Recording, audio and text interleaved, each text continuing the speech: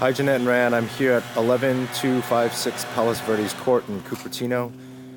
This is 4 bedrooms, 2.5 baths, 1,900 square feet, built in 1962, listed at 2.488888. This is in a court. So just like I think it was Burnett, which was also on a court.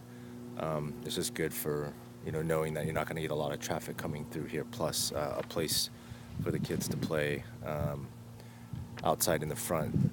It'll be safe. And then, as you can see here,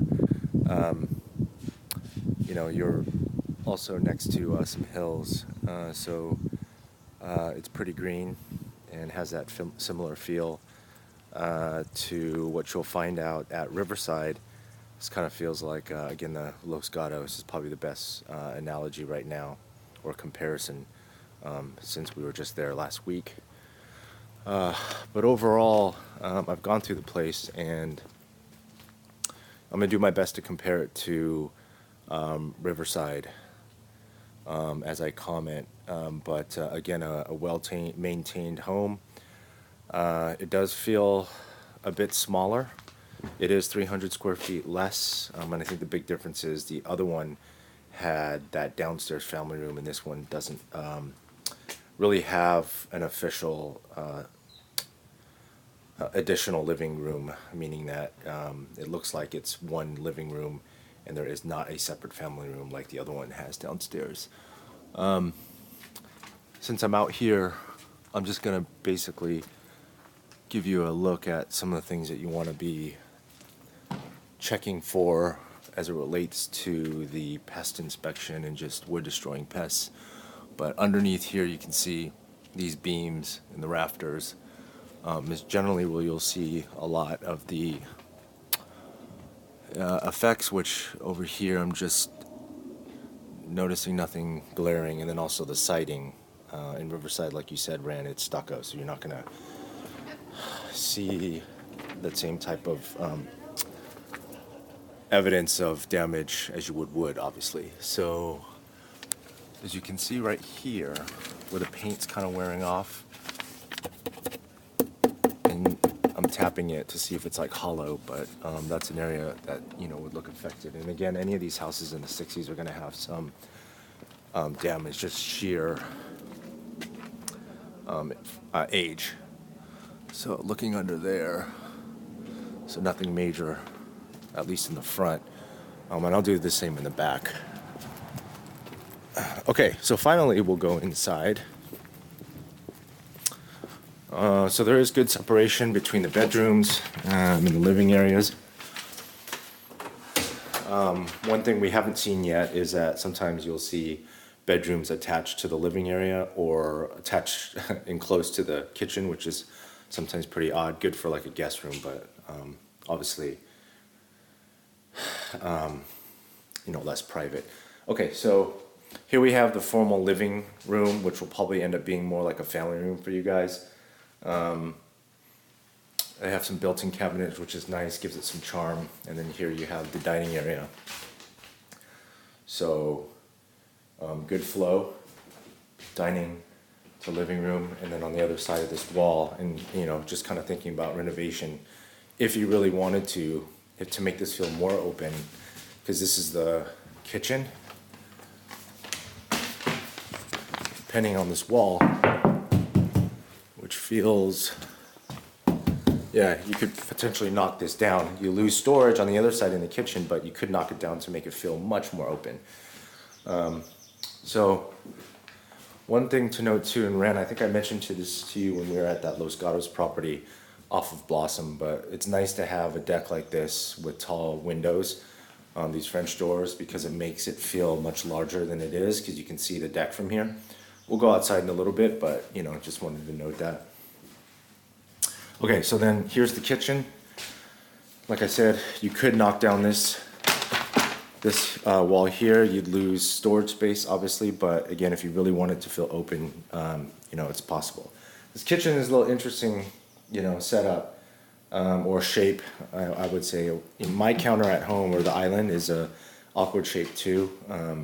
But here, they just kind of make this parallel, so it's a walkway, but it makes the island look a little bit weird. You can obviously always change that, not a huge deal. But you got your oven on this side, and then your stove here, and there's a vent that sucks in the smoke here.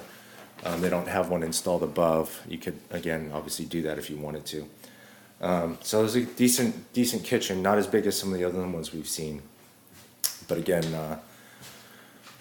it's not like it's outdated, but it hasn't been recently updated, but it's just, again, taken well care of. So I'm just looking at the floors. They're definitely dirty. This is the original hardwood. Throughout the house, a little dirty, but that's not a big deal because you can just sand it and refinish it and make it look new, and then also give it whatever color that you actually like. So I would recommend that because you don't need to replace this.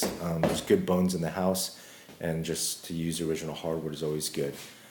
So you have this little breakfast nook area, but as far as line of sight, Jeanette, when you're cooking, the kids will probably play in that corner, or you can make this a little play corner. It's kind of what we did with our place, to be right by the kitchen. So you have that option. So although I mentioned there's no distinction between a family and living room, this is kind of what they're staging it as a living room. As a family room. You probably could put a TV right there where that painting is. It's just small. But again, you could consider it, there is actually a living room and a family room. It's just, again, this one will be a little small. You could also put your dining table here if you wanted. Okay, so then we have here a laundry room, just like Riverside, a separate laundry room, 2-car garage.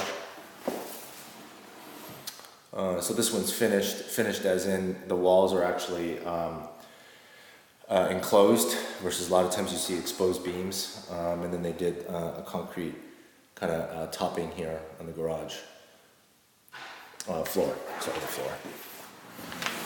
All right, and then here's the first half bath. So this is where the guests would probably go. Again, nothing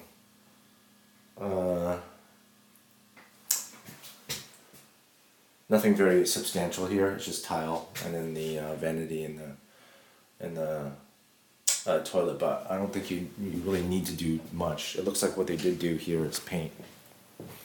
Okay, so now this is the living area, and like I said, you have some options if you want to make it open, which is nice. You just have to lose cabinet space, which you could modify and install cabinets along the walls elsewhere. But anyways, we can talk more about that later. Okay, so let's go to the bedrooms. So this is bedroom number 1. The bedrooms are good sized, so that's one difference. Well, they're probably about the same. I take that back. They're about the same size as Riverside. I think the big kind of difference in square footage for the 300 square feet is mostly in that family room downstairs. So it's a good sized room. The only thing different here is that the bedrooms are actually separated apart. So you'll see in Riverside they're clustered together. Actually, this one's big. This is a good second bedroom here. Again, you'll see that the floors are kind of dirty, but that also could be from the rain. But again, you can clean it. I don't feel any sloping, or I haven't yet, in the floors, which is good. And then here's your first full bathroom. Again, the decor is kind of always going to be a style preference, but it looks like, this is just new, or new and constructed post construction of the house in the 60s, but again, kind of outdated in terms of today's preferences of people. And then here's the third bedroom. This is the smallest one. It does look out to the backyard and deck. This one is actually small, but the second one was much bigger. And then lastly, you have some closet space here, but lastly, here's the master. So the master bedroom and bathroom is not as big as at Riverside, but this one is enough for a king bed, and then it feels larger again because it has the tall windows out to the deck. So this room would feel a bit smaller if it wasn't for that.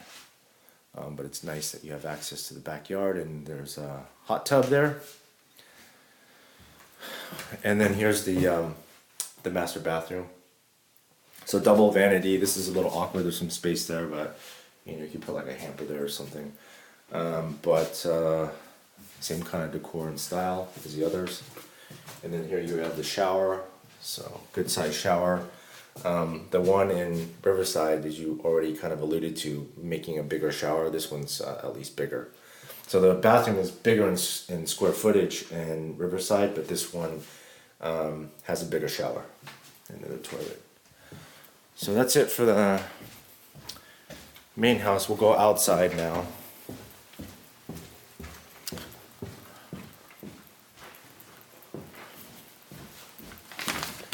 Okay, so this deck. Ooh. Okay, good. I can get back in. You know, this deck feels solid, but you can see the wood kind of looks weathered, but it feels super sturdy. So this could be one where, depending on a pest inspection and what they say, you could just again refinish this wood, take off whatever red paint they used, and then, you know, make it a different color through the stain. So it's overall a good sized lot. It's about this one's 9,450 square feet. The other one is 8,000, so it's a little bit bigger yard. This one actually feels a lot larger, and it's low maintenance except for the grass. A lot of concrete in the deck, but here on this side you have basically a rock garden in concrete, so really no maintenance on this side. And then here is the grass area for the kids to play. So it does feel private. The one thing is, it looks like there's a structure back there. I'm looking at Google Maps and it just looks like a big field, but I don't think you can see it with the camera, but there does look to be a structure on the other side there, but you do have this hill to kind of separate it. So depending on what's on the other side, well, I'll look into, but just something to note, similar to Riverside where it does back into the condos, which you'll see. But this is a good sized yard, and you know, it's quiet out here. There's some construction going on, but you have this whole area here too for, you know, you can do a lot of things with this space, and there's a shed here, you can see. Okay, so I'm gonna look at underneath here. So you can see that paint stripping there. See that in that? I can't reach here, but that's kind of the stuff that will probably get called out in the pest inspection. But again, built in the 60s, it's gonna be common.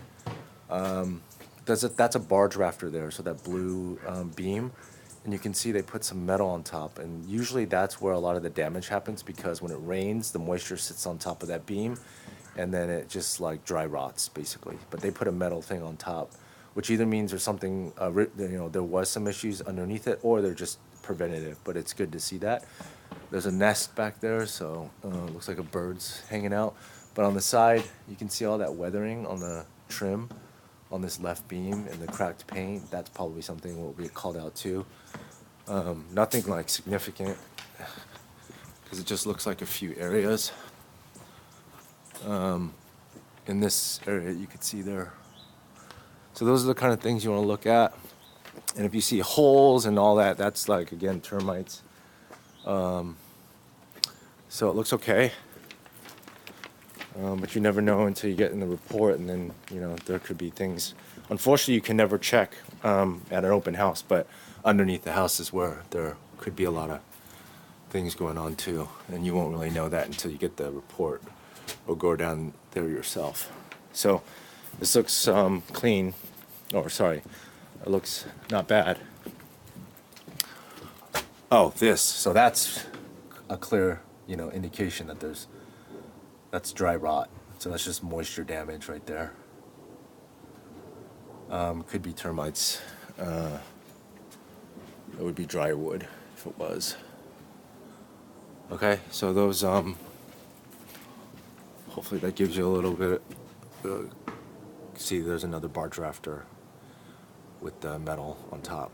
So they took some preventive measures. Okay, so I think that's it. If I were to sum it up, I do think that this one may be overpriced. we have some experience of our own. We kind of know what Inverness went for, which was, one motivated buyer.